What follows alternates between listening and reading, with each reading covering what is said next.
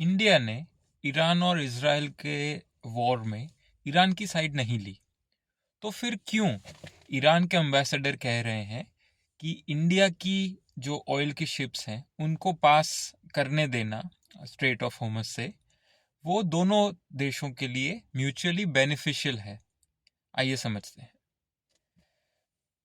जो straight of Hormuz है वहाँ पे सैकड़ों ऑयल के टैंकर्स कई दिनों से फंसे हुए हैं। उसमें काफ़ी वेस्टर्न कंट्रीज़ के ऑयल टैंकर्स है और काफ़ी सारी एशियन कंट्रीज़ के भी ऑयल टैंकर्स है।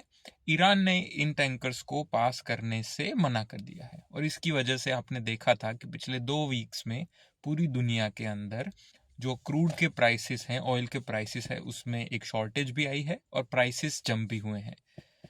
ईरान रशिया और चाइना के जो टैंकर्स हैं, शिप्स हैं, उनको पास करने को अलाउ कर रहा है। 2 दिन पहले ईरान ने ये भी अनाउंस किया कि भारत उनका बहुत अच्छा दोस्त है और वो भारतीय जो शिप्स है उसको भी पास होने देंगे।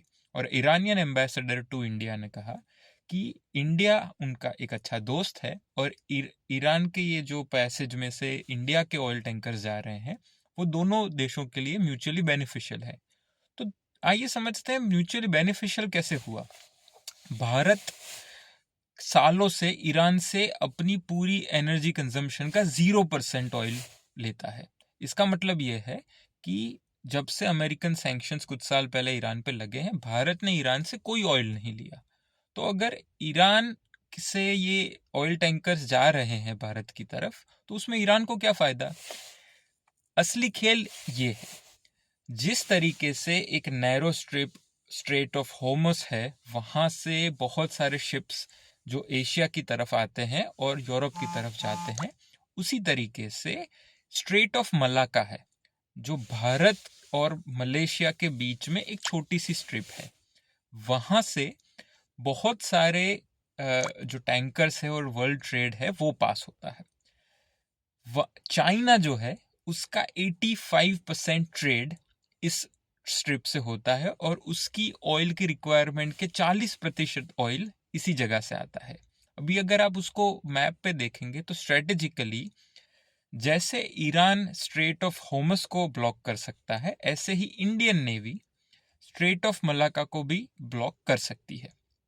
सालों से इंडिया का चाइना के अगेंस्ट में ये एक स्ट्रेटेजिक वेपन है जो इंडिया के हाथ में है। अगर कभी चाइना के साथ कोई इश्यू होता है तो इंडिया चाइना के तरफ जाने वाला बहुत सारा सप्लाई इस स्ट्रेट ऑफ मलाका से रोक सकता है।